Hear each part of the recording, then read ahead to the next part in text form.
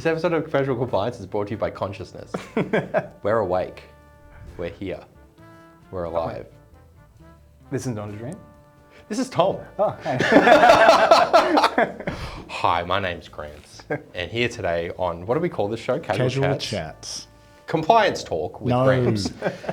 Because Chili Bin will have his own interview show as well, and we'll have the same thing going at once. I have a special guest with me today. I have Tomlin. G'day, g'day. Of Tomlin AU. Is that the place to find you? It's some People are looking for you? some iteration of Tomlin AU, whichever one hasn't been taken. Going scrounging It's places. Tomlin AU Tomlin.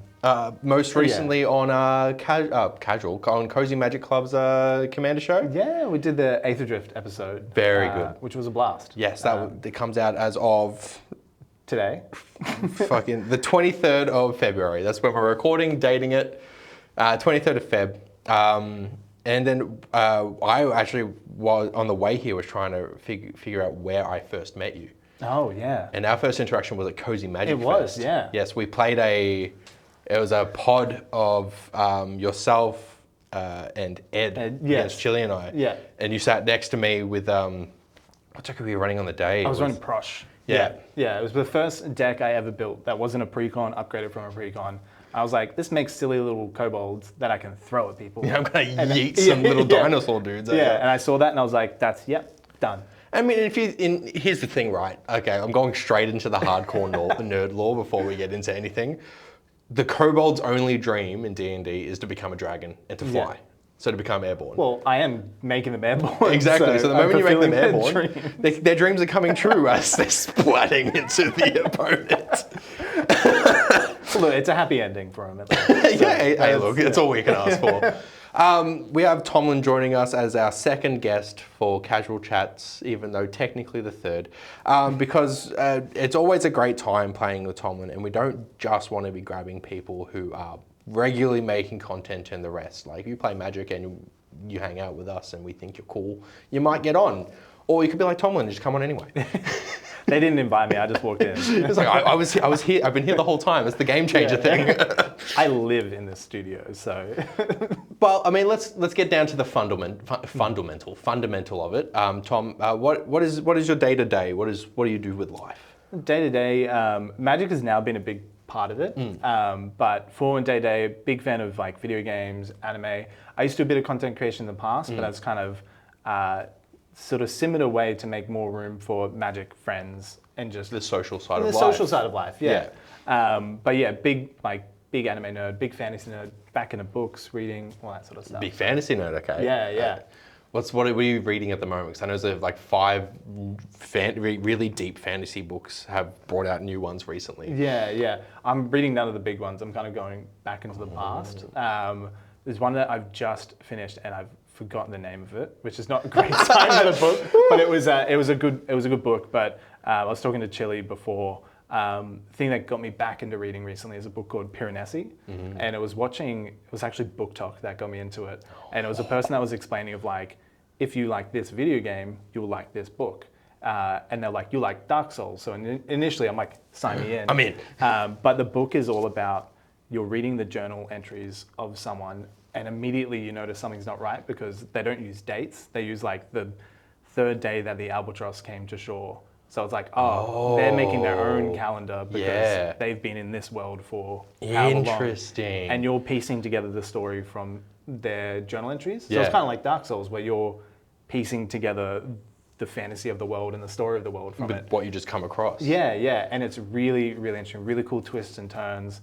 Really good like callbacks of like, you'll be halfway through the book and they mention a journal entry and you're like, oh, I'm going to go read that to see if their mind is still like good or if their memory's faltering and stuff. And that's been so much fun. I mean, I work in psychiatry and we have this concept that is unreliable historian, which is, people with psychotic disorders or psychotic illness, their memory is so affected by the delusions they have that sometimes it is just a fact that the history they might tell you is unreliable due to that disorder. So the same thing would be if someone's stranded. Eventually, without that social contact, you'd start to lose track of all that kind of stuff. So seeing what makes sense. One of my favorite things in a book or a game or something is an unreliable narrator. Yeah. Like it always makes things a lot more interesting. It's like, well, can I trust this?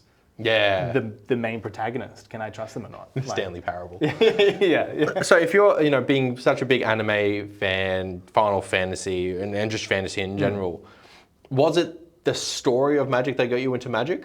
Well, I originally got into Magic back in like the end of primary school, start of high school. Yeah. So I played it way back. We were using gemstones as life counters, No. like, where you had like the white and blue ones, Yeah. which counted for like 1 or 5 health. So I originally got back then just because like Old school. Yeah, old school.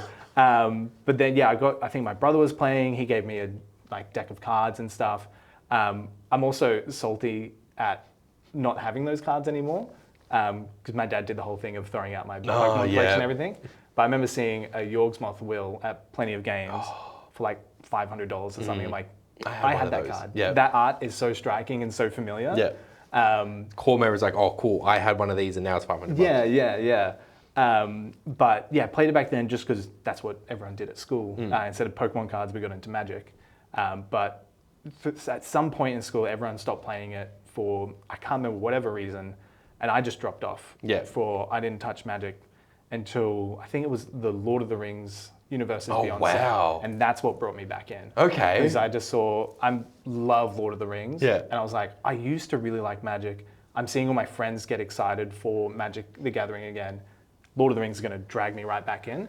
And then from that point of coming back in, back when I played, I didn't know there was a story behind it. I'm like, oh, cool cards. Yeah, awesome art. Yeah. It's and then, enough. just seeing like the story behind it and then just, again, the cool art and the social aspect of it is really what's brought me back in. But purely the Lord of the Rings set, that hooked me right back into it. I would love to see the numbers on how successful the Lord of the Rings Universes Beyond, because that was Lord of the Rings was after 40K. Yes. Yeah. I went cool. back and bought some 40K stuff because of it. So yeah. I had the 40K and I used the 40K. So my brother at the time was playing Warcraft, and I'm like, they're doing Warcraft Magic decks, man. Yeah. Good time to get in. He's like, fuck that, Magic's weird. Yeah. Now he's sold all of his 40K stuff and is now fully into Magic now. Yeah. It wasn't even that got him into Going it. from expensive plastic to expensive It's cardboard. just expensive cardboard, yeah. It wasn't even that got him into it. He's really keen on the space set coming up. Yeah. Like that strikes my interest as well. Like Mass Effect is one of my favorite trilogies. I don't look at Andromeda. So if you're an Andromeda fan, if you're an Andromeda fan, fuck yourself. The first three I absolutely love, and just seeing some of the announcements of Edge of Eternities, I'm like, this is amazing. It's like, really interesting. I hate having hope. I'm a massive Vorthos. I love the Magic story, and I'm really sad for where it is at the moment. Yeah. And what they've teased for Dragonstorm and for Edge of Eternities, I'm like, just manifesting good story. Yeah. And, not manifesting dread. No. Look, every Magic set so far has been manifesting dread for me, so I'm here to manifest the good story. Okay, and so got back into it around Lord of the Rings, and was it straight into Commander? Yes, straight into Commander. I think we bought a starter kit initially and played. Well, I guess it was the modern or whatever. Yeah. That's just the one thing there. And then I think there was a few of us were going to Fortress just to play a bunch of Commander and stuff, and I bought the Sauron deck, and then that when I started playing Commander didn't exist, and I love Commander now purely for the social aspect to it. Yeah. One of our friends, Miggy, always talks about a thing of having a third place, and it's like you have home, you have work, you need to have something else as a social aspect and stuff. And we all used to go to GT Easy, which is sadly closed. And Commander's kind of filled that third space. It's a reason we get to see all of our friends all the time. Every week I get to see my favorite people, and that's purely because of fancy cardboard. Yeah. And I love it. We can sit down, and it's, if you have 4 people, awesome, you have a pod. If you have 8 people, there's 2 pods. Yeah. But even there was a day where there was 5 of us, and it was just rotating out, because some people won't want to rotate out because they want to play as much as they can. Awesome, fully for that. But I could sit out of a Commander game and just watch from the side. Yeah. If I'm there interacting. Yes. Yeah. I can watch the shows too, but if you're there interacting, you still get to have the laughs. Yeah. But sometimes I need if I've had 2 Commander breaks, and my brain needs a needs a break at the moment. Yeah. It needs a break right now. But after like those things, I'm like, yeah, I'm happy to sit out, let someone come in and then sort of like sit from the sidelines. Yeah. My favorite thing to do is to see how someone else pilots my decks and that sort of stuff as well. Because it's like, I've built this deck to run a specific way, but then seeing someone else pilot in a completely different way with the same cards is really, really cool. So like I get really invested in watching that. Especially when you get to like the really heavy concept decks and stuff. My favorite thing, I said this last time when I was talking to Ruby, was the first deck she used of mine was my incredibly complex like bracket 4 Esper Stacks deck. Yeah, yeah. And it didn't go off because it rarely does. Yeah. But just giving them the complex thing and then talking them through it and how it works and really kind of showing the importance, hey, read the card. Yeah. Like, because you will have questions and then we can answer how they interact. Yeah, yeah. And it actually isn't that big of a barrier to entry. Commander's already a big barrier to entry. Like, it's a lot of interactions, a lot of wordy cards. Yes, yeah. And there's 3 people to have to keep track of. Yeah. Whereas like Jumpstart, it's just 1v1. Yeah. The cards explain that kind of stuff. Yeah. But that GG easy space at the table with new people, with different decks, and having people borrow decks. Yeah, yeah. It's just like the most warm place to get into Magic, or to like build a nice little community. Yeah, yeah. And now I think most people will either do that at Fortress or Plenty of Games. Yeah, yeah. Well, like Plenty of Games on Mondays is the Commander Day, and if you don't get there at like 5 to like between 5 or 6, you're like struggling to find a seat. Like it's incredible to see. Like when I first said it was busy, but now it's like, oh, you got to fight for a seat there. Like it's getting incredibly. Like it's incredible to see how many people are coming into the space. But then also just going to a local business. I think that's been another. Like I love supporting local businesses, and especially if it's just a standalone shop and that sort of stuff, and just seeing the communities built around everyone's LGS, and like everyone talks about their LGS in such a wholesome way. Like my friends up in Brisbane, I think they go to Vault Games up there, and they love Vault Games, dude. Yeah, yeah. I went to one of their Commander nights last year. Yeah, so sick the way they run them. They took me there, and they were like, yeah, this is our LGS, and it was like, I felt like I was excited to go there because they were just like, yeah, they do this and that. I went there, and it was a really cool time. The people run the place really well, and it's awesome to see like how much these local businesses put back into their community, and it's just like, it's kind of like the community wants to see them succeed and they want to see the community succeed. So it's just a really wholesome... It's symbiotic in a way. Yeah. Like, they both need each other to keep going.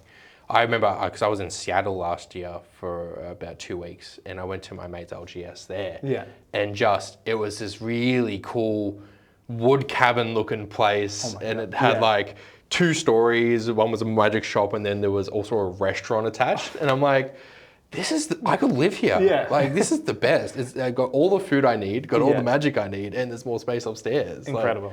And the LGS environment here, it feels like some are definitely getting there where, you've got the board games and the magic. Yeah. And a lot of places now are getting more comfortable with you bringing external food in. Yeah. So like you spend more time there. Yeah, exactly. Yeah. Well, it's like, I think like nearly every Monday I'm spending like 5-6 hours at Plenty of Games and stuff, and it's incredible. So now that you play mostly, or I guess majoritively Commander, if not only Commander, what are the decks that you're bringing to your Commander table? Yeah, so I like having, so I've built 2 high-powered decks at the moment, running Zada Hedron Grinder, purely because I think Ruby made a mono red goblin deck. I'm like, I want a mono red goblin deck, but I want something different. You didn't go that way. And then, recently got it. And it was quite wholesome because I've been building it on Moxfield. Had my birthday at the start of the year, and as a present, everyone pitched in to get all the cards from my Moxfield as a deck. So it's a fun deck to play, but it also has a lot of meaning to it because it's like, this is the deck my friends got me. So I'm never like touching it. It stays as it is. It stays as it is. I could maybe make it a bit more powerful, changing it out of some cards, but I'm like, it's the friend. It loses that's the the sentiment. friends deck. Yeah. And then the other one I've made an Is It deck running Gerson Starn. So deal exactly 1 damage, he deals another extra 2 damage. And I've played a few games with it, and it ran pretty well. And you were mentioning that you let Ruby play one of your decks once. I let her play that, and she just demolished the table with it. Where I was just like, maybe I'll make this less powerful. Whoops! I think I made a mistake. I did that. Commander Masters came out and they had the Goyf deck. Oh yeah. And I opened the box, took out some cards, put in an actual Tarmogoyf and some other Goyfs, and sat down at a table with Chili, our mate Alex, and I think it was Ruby or Casa, and won on like turn 4. Yeah. It was like, oh, I've made a mistake. Yeah. this goes back in the box. Yeah. And I'll figure that out later. Yeah. You have these ones where you just accidentally like, oh wow. Yeah, well that's like with Zada, the first game I played with it on my birthday, I won on turn 5. And everyone at the table was like, I think we made a mistake getting you this deck. I think I'm going to try and go Zada from the top of the head if you can bring it up. Oh, yeah. Mr. Chili Bin. It's 3 in red, so it's a 4-cost legendary creature. Yep. It is a goblin. Yeah. Goblin, Which is Goblin what? warlock or shaman. Goblin ally. Dang it! Goblin ally, which is when you target Zada with a spell, it targets everything else you control. Yeah, just your spells. Just your spells, yeah. So if you because it's mono red. Yeah. So a Siege Smash, I think, is the mono red one, where it's like you give +2/+1. Yeah. To Zada gives it to everything else as well. So exactly if you're making that. little things. And there's a lot of like... It's got split second, and you can either destroy target artifact or target creature gets +3/+2 and trample. Yeah. I'm the best! But it makes it so fun because it's like a lot of inexpensive cards and also cheap mana cost as well that just... people look at your board and they're like, oh, you've just got like 4 1/1 goblins. That's nothing to be careful of. And then you cast Zada, cast 3 spells, and they're like, oh, I'm in danger. Like, yeah, I love it. My introduction to Zada was I have what I call a junkyard feather deck. Yeah. So it's Feather the Redeemed, which is cast an instant or sorcery as it resolves, put it into exile, Yeah. and then it goes back into your hand at the end at Yeah. your end step. Awesome, and it had Zada in it. Yeah. To just target Zada, it targets everything, Yeah. and it resolves back into my hand. That's incredible. And it was yeah. the deck was like $60. Yeah, yeah. Like these junkyard decks can also just be as Yeah. fun. Well, I was like one of my friends, Benny, is like my person who like he doesn't know it, but he's the person that I go to decide my commanded. This is for you, Benny. Yeah, this is for you, Benny. That I'll mention a card. I'll be like, oh, I'm looking to build like a deck around this card, this commander, and his response will either be what I decide. So he'll be like, oh, gross, that's disgusting. And I'm like, I'm building that deck. Oh, sick. He doesn't like it. Time to go. And then if he's like, oh yeah, it's okay, I'm like, oh, maybe I won't build that deck. Yeah, So it doesn't keep up. I did that with Zada and then with Gerson Stan. Yeah. And I was like, all right. And they're both really strong and gross decks. So I'm like, thanks for your input, Benny. Yeah, I mean, Benny's had an effect on how I build my Yeah. my most recent decks. I built Has a it got a Gary in Necrosar it? deck. No, it doesn't. I've got a deck with a Gary in it. Yeah. It's just a zombie one though. But like, no, I've got a Necrosar deck at the moment that I sent to him. And the first thing he did was screenshot the cost of it because it was $699.99, and he's like, "Nice, got to get rid of some lands to get that deck." You could also put a Gary in it. It's Yeah. the right colours. It's the right colours. if it's a Benny deck, you just chuck a Gary in it. You have to. Yeah. I could. There is a tutor in it. I could diabolic tutor the Gary just to have some fun. Yeah. There, I did put the infinite. I put exquisite blood and sanguine bond in there because I'm like, hey, it's running black. I have to. Yeah, yeah, Like, you gotta. Yeah. It's a legal requirement. Yeah. So I guess you've got Zada, you've got Gerson Stan, Yeah. and like these are the two you're bringing mostly. Do you find you have less decks and more play? Like, what is the element of Commander that really draws you in? Like, I know the social side's there. Well, I was going to say that's the social side where I bring those 2 decks because we got a few people that play high powered, but I also bring a couple of I've got Prosh, which is on the borderline. I've got an upgraded precon, then I've got a straight precon. Yeah. So I like bringing a couple of decks because I don't know who I'm going to sit down at a table with, and if someone's new and they're just playing a precon, I don't want to chuck Zada at them and that sort of stuff because that's so unfair. So I like, for me, it's at the table. I have the most fun not by winning. The most fun I have is when everyone else is having fun, and that's like I soak in that enjoyment from it. So if, like everyone's deck has got to do the thing. That's a good game for me because I'm like I've seen everyone have excitement for it, and like I won't play in a way to win because there's times where I'm like I had the card to stop this from happening. But like, I remember I was playing a game with our other friend Dylan or Vondel, and he's got the Necron deck from the Warhammer set. Yeah. And he's like, I've never had this deck to work. I can, like, he's finally, all the things were in place and it was doing the thing, and I have a board wipe in my hand. And I'm like, I'm not going to play this turn. Like, he's finally had it happen, and that's the worst thing for me, to just like wipe that excitement. Yeah, but hey, you've biotransferenced all of the Necrons out of the graveyard exactly on the battlefield. that. Yeah, exactly that. And like I was waiting for the same thing, really. Yeah. And to have a board wipe happen after that would be crushing. Yeah. So I was like, I'm gonna at least let a turn resolve, get around back to him before I play any board wipes and that sort of stuff. Which I don't win as many games as I could, but I just get so much more enjoyment out of it. Way more fun. Yeah, And yeah. that's the thing with the culture of the game, and this is some of the things that we've seen spoken about with the brackets announcement that happened, was people didn't like with bracket 1 the statement of you're not there to win, you're there to do something silly. Yeah. And really the first 3 brackets all the way up into upgraded pre-con is you're not there to win. Yeah. You're there to have fun in a social game, and winning is a secondary objective. And people are very hardcore on, if you're not there to win, why are you there? Yes, yeah. I'd rather have, I want to see what that deck does. Yeah. And the best way for me to see what it does is me playing against it. Yeah, exactly. Like- and for me, it's like, I'm never there to, I'm there to hang out with my friends. That's what Commander is to me. If I was entering a tournament, sure, all gloves are off. Exactly. But if it's there to play with my friends, it's all about having fun. I don't care about winning. Yeah. So I'm here to do silly things. Yeah, it's like I'll play to try get the win, but like I also want my friends to have fun because everyone's been in that game where there's like a bunch of people playing stacks and you're just sitting there like, I can't play Magic. And it's like, if you've signed up for that, absolutely. Yeah. But like if someone is like, this is their only game of Magic they've played for like 2 weeks, I want them to have a good time. Yeah. And because I have that deck where no one is allowed to play but me, and I also just gain 2 life every turn. Yeah. But I'm always very communicative about it, where people are like, oh, cool, what do we want to play? I'm like, I haven't played Allura in like 3 months, so can I play that? And people are like, oh yeah, okay. And then they just fucking beat the shit out of me. Now, Gramps, for the audience at home, what have you just put in that deck? Oh, I just put in a static orb, a smokestack finally, because like these are all from a Mystery Booster 2 box. Static orb, smokestack, and Khan the Great Creator is the one that is the stacks one. So no activated abilities of artifacts can be made. Put a smoke counter on smoke stack every one of my upkeep, and for each smoke counter on it, on people's turns, they have to sacrifice that many permanents. And static orb, you can't untap more than 2 permanents at a time.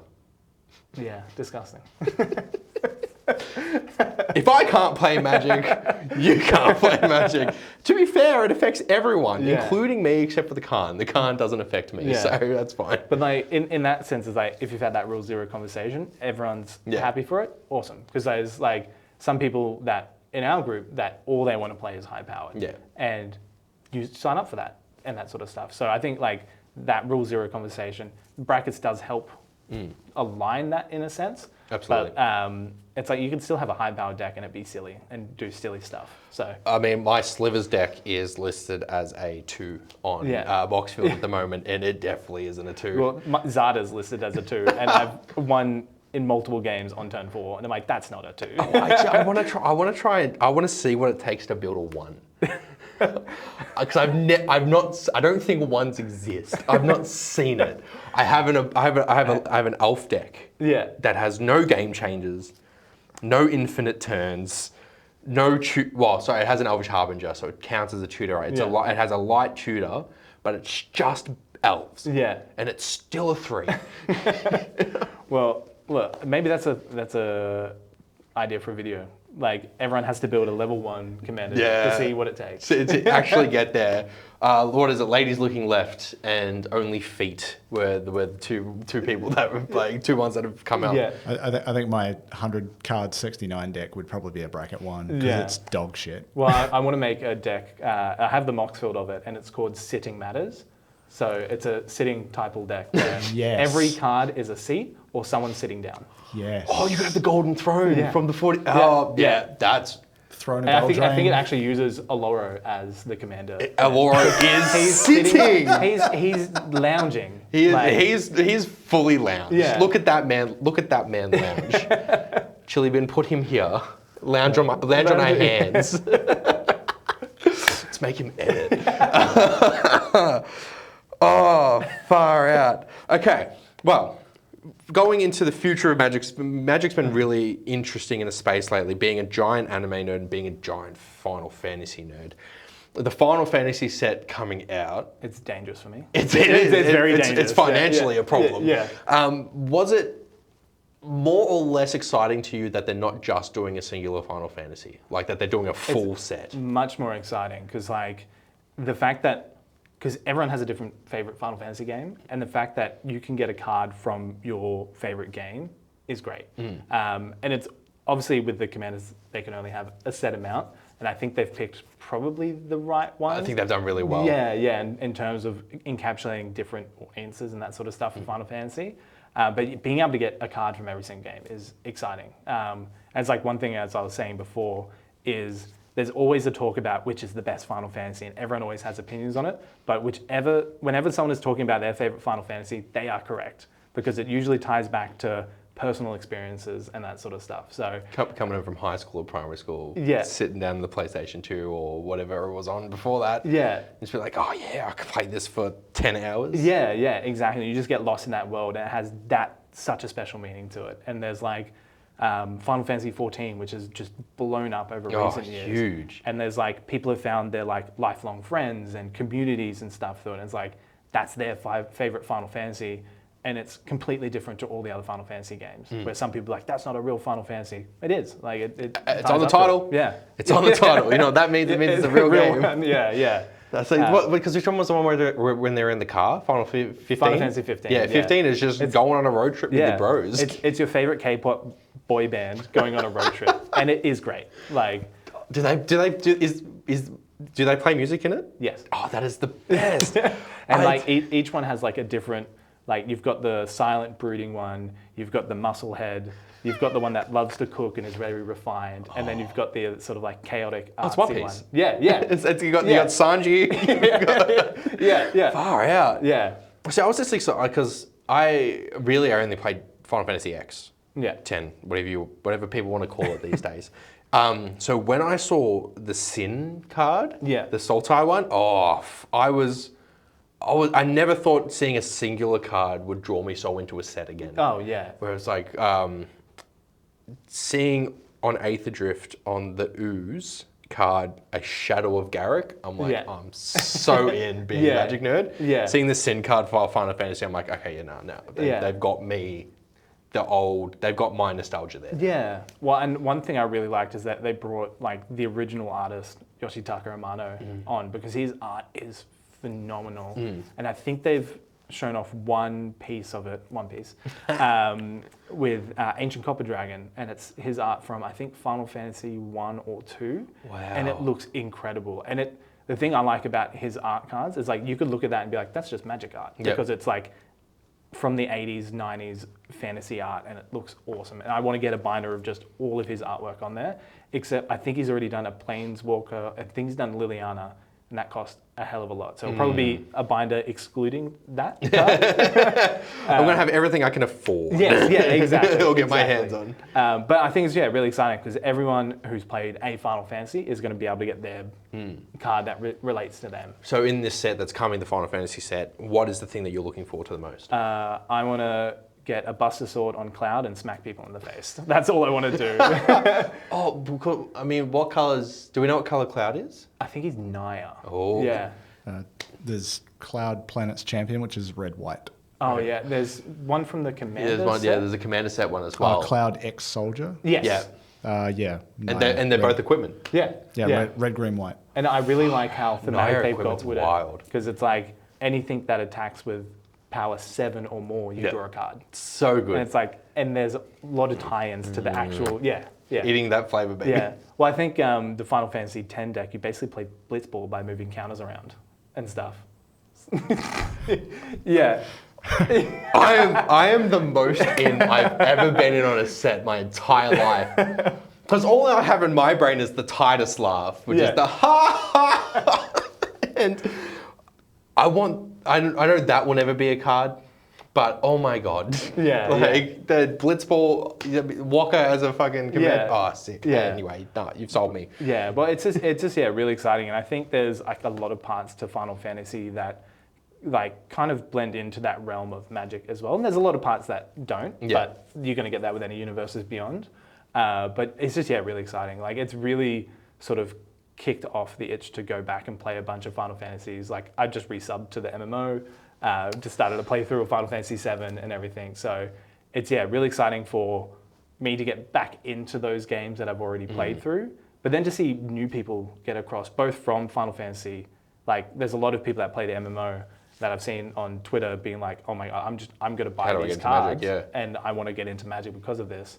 But then the vice versa of people that play Magic and have never touched a Final Fantasy, to experience those journeys for the first time. And now they see that art, they could be like, you know, the big one is the Sephiroth card, the mono black. Oh, Sephiroth. yeah. It's like, okay, I want to see what that's about. What's going on here? Yeah, the long-haired, sexy man with the shirt open. Oh yeah.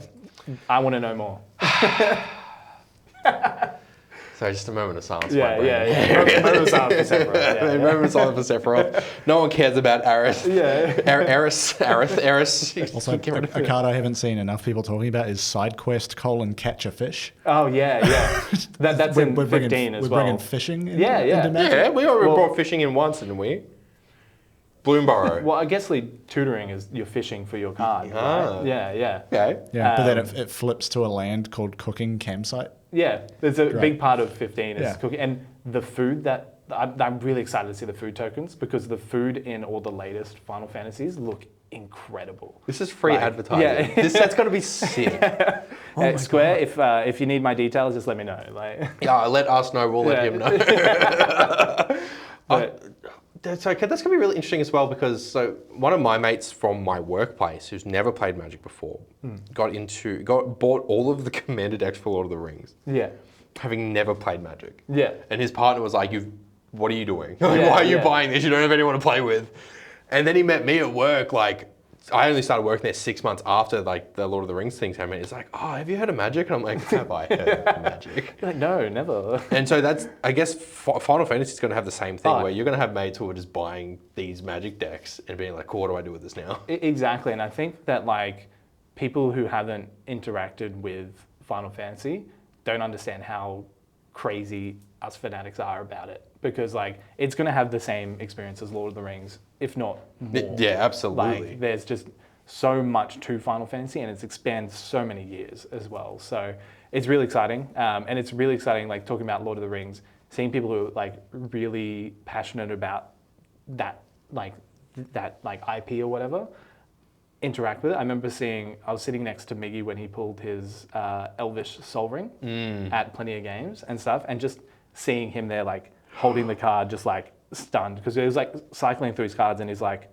looking at just saw his like eyes and he basically froze with excitement of that, and like that's awesome to see. I had that last night with that smokestack and Khan the Great Creator. So I was opening his Mystery Booster 2s, opened the Khan, I'm like, oh fuck yeah, absolutely got this. Went to put it into like where I'm sorting and put it in front of a card and I'm like, is that a smokestack that I've just missed? Pulled it back and I'm like, yeah, that full moment of just staring and like, oh my god, this is me as a card. Like, dreams come true. And but the other thing I'm really excited for Final Fantasy is like Final Fantasy had a lot of they talk about and deal with a lot of serious topics. Have so much goofy stuff in it. I think we've seen a little bit with it with Jumbo the Cactuar. But I'm really excited to see a lot of the other goofy stuff.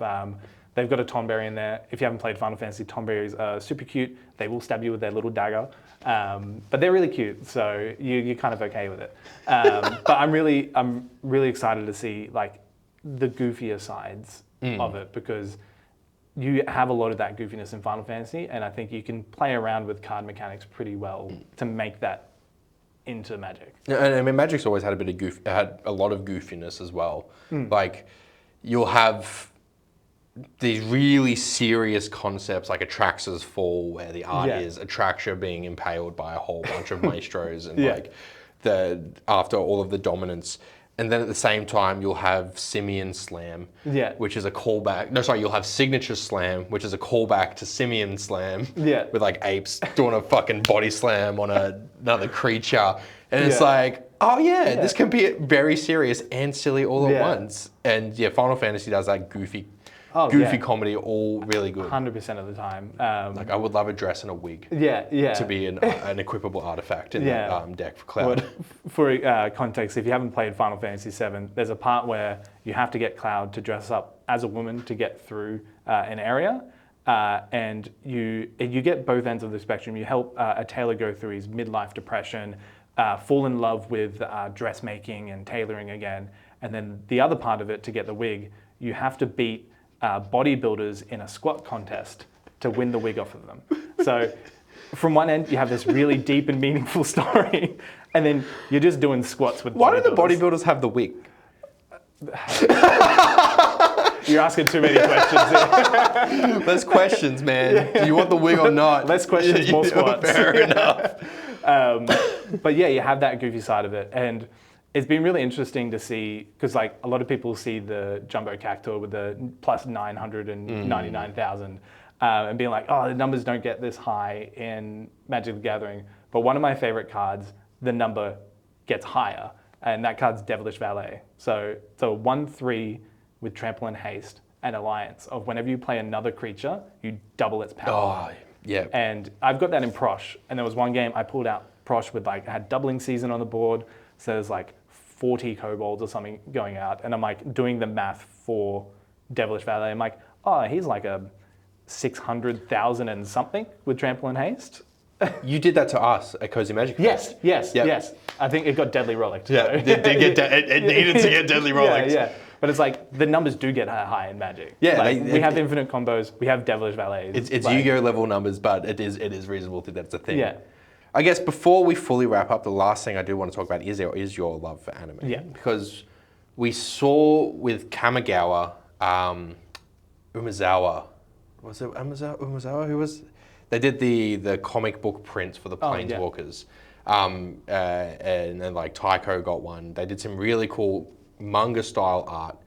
And then they slowly have been bringing in anime art for different cards. And it's been very divisive. Yes. Yeah. The anime art coming in. What do you, being an anime fan, is it, does the anime art interest you? Is it something that like brings you in? It's something that doesn't bring me in or interests me as much. What I really love is when it's magic art referencing something from anime. So like in Kamigawa, there's that card that You're Already Dead, which is referencing Fist of the North Star. And like that's what I really like. And I think with the anime, I don't mind an anime alter, but when it's just full anime art, it does throw me off a little bit because you're going from all this really detailed hand-painted art. Not that there's anything wrong with anime art, it's just a really different jarring art style to Magic. I can see why they're doing it because there's like card games over in Japan are really massive and they all base from anime. So there's getting in a different audience for it. But I really like when there's anime references, but it's Magic art. So like Aether Drift, you had a lot with Akira in there. One of my favorite movies, Redline, there's Reckless Velocitor, I think it is. And it's it's basically a one-for-one scene shot of Redline when the character hits the NOS in his car and it like stretches out the shot. And that's the artwork that they've referenced on there. Amazing. That's what I really like. And there was a lot from Kamigawa as well. There's like Teenage Mutant Ninja Turtles, like a Splinter and a Teenage Mutant Ninja Turtle. There's a Naruto reference in there as well where it's something Toad Rider. I can't remember his name, but it's a ninja on top of a toad, which is a reference to Naruto. Oh, because like you had like Goro and... I did have a list on my phone of some. There is a Zoro reference with one of the cards as well. What was his name? So the toad reference, there was Tatsunari Toad Riser. Okay. So yeah, he's a ninja riding a toad. It's Naruto and Gababunto. And then Reckless Lackey, which is a pirate goblin. Reckless Lackey is so good. Yeah, and he has 2 swords and then 1 sword in his mouth. Yep. But people were really confused about the hands on Reckless Lackey. I remember Reckless Lackey being like this weird drama because the art was like, where are his hands? Yeah. Just look. But like that's what I really like is when they find something from an anime and they reference it within Magic art and Magic lore and that sort of stuff. That's really cool to me because it's like it's finding my favorite passion, blending into something else, and not just being, I guess, more sort of ham-fisted into. But like, I don't mind an anime alter. Like, there's been some that I really like. There was the like cat doubling season, which looks really cute. Yeah. There's like the altar of Smothering Tide and that sort of stuff. But I just really love it when it's magic art, but with references. Yeah, we get that get the callback to our like your favorite anime. It's like, I didn't realize the Naruto one until you've said it. Yeah. Like, oh, wow. It's a ninja riding a toad. Yeah, exactly. Yeah. Because I love Naruto. Yeah. Now I need to go back and watch that again. I mean, the resident Dragon Ball Z fan here. Is there a card from Kamigawa anywhere that references Dragon Ball Z? Not anything overt that's jumped out to me. Yeah. But then again, I've never looked close enough at any card art to go, oh, that's a reference. Yeah. Like the ones that you've mentioned just now. Like I've looked some of them up. I'm like, oh yeah, I get it. Yeah. But like I've never just sat down and gone, is that something? Yeah. You might know this, might not. Is Initial D referenced in Aether Drift at all? It surely is. I haven't checked, but there has The to be. D Yeah. in Initial D stands for drive. Yeah.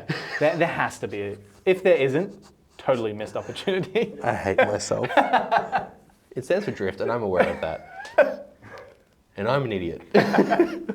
It's Aether Drift. Yeah, It's Aether Drive, man. It's Aether Drive. Fucking stupid. But yeah, that's my favorite ones, and it's like kind of goes in hand with like Universes Beyond. I love when they pick a Universes Beyond set that just fits with magic. And I thought like that's why Lord of the Rings brought me in so well.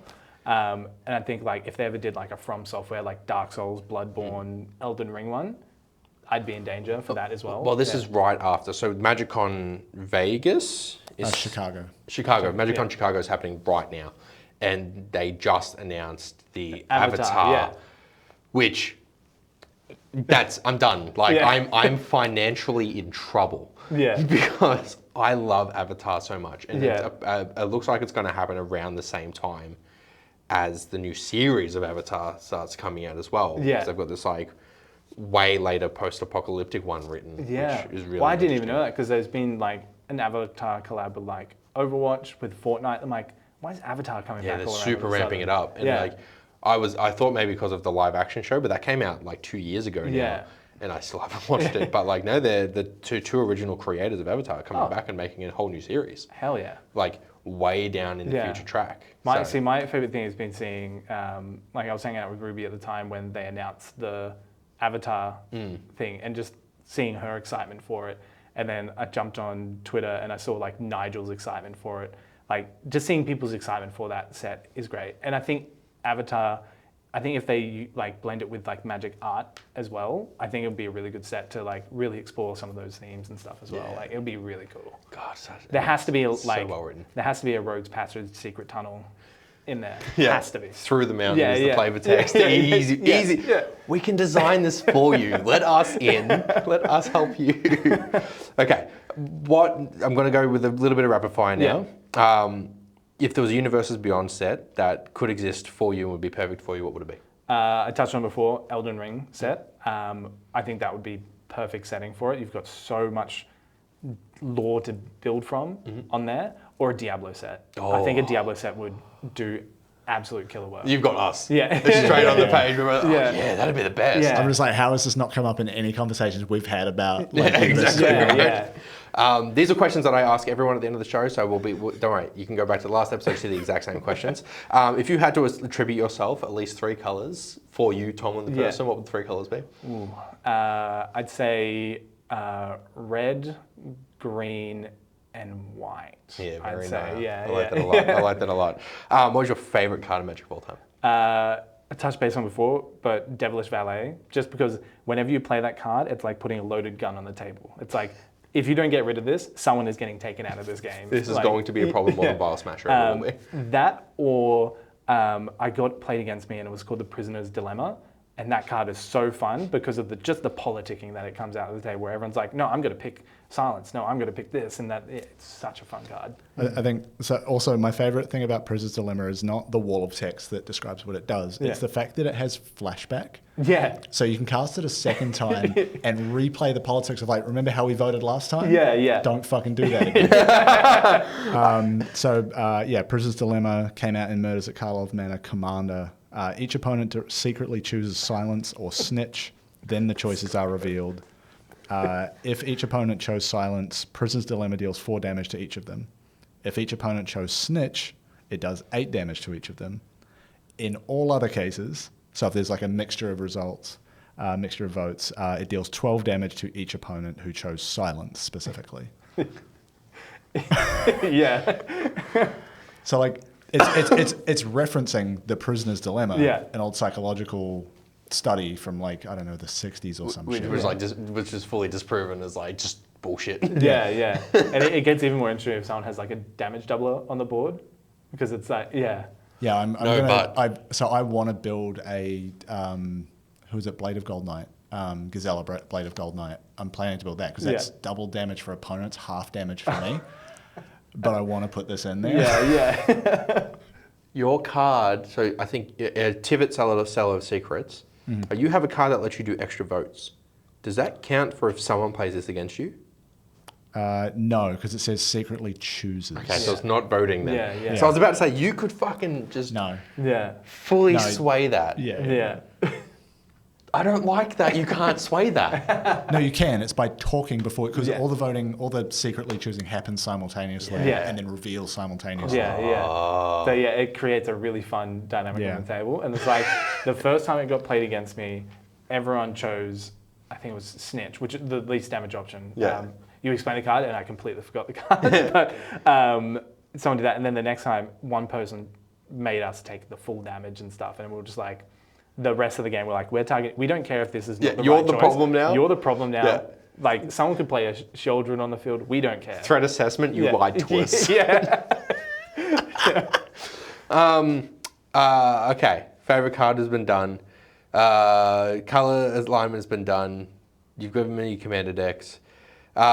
If you could live with one anime for the rest of your life, this is the last question. One anime for the rest of your life. What's that anime? Like, that's the only anime I could watch? Or Done. Yeah. I'd probably say it's only one season at the moment, but Frieren. Yeah. Everyone who knows me knows I talk about Frieren way too much, but it is the best anime. It's in a time where there's so much isekai anime, and I was sitting there, I'm like, I want a fantasy anime that's not an isekai. Frieren came out, and it's the best thing in the world. It explores a lot of like deep human emotions of like growing through life after completing a big objective, and like dealing with loss, and dealing with like being a coward or being scared and that sort of stuff, or not living up to your potential. And it just explores these really human emotions in a really good way. And all the characters are written extremely well. And it's just beautiful. Like, it's animated by Madhouse. So it's just straight away, you know it's going to be good. But it's a very just great watch. Like, you'll laugh, you'll cry, you'll get excited, you'll cheer people on. And the one thing I like is like, you don't have a lot of fight scenes in there, but when a fight scene does happen, it's really impactful. Like, the anime steps it up a notch. This has been built up, and you see it, and it's just like, it's like a nice little treat that you're getting, and it's not something that's happening every episode. Yeah. But when it comes in there, it's so good. They space it out so you get way more invested. Yes, yeah. Fantastic. I mean, you already convinced me pre this. I'm going to go home and watch this because I'm really interested to hear from it now. But yeah, no, well, thank you very much for joining us. No, thank you. This has been great. This has been really fun, actually. Because I going into it, and we had Brian before this. I was saying we played a lot of Magic together. Well, even not even a lot. We played a bit of Magic together, but I'm like, I don't actually know Tomlin all that much. Yeah. So I'm very excited to do this because it means I actually get to know him a bit. Yeah. And now you do too.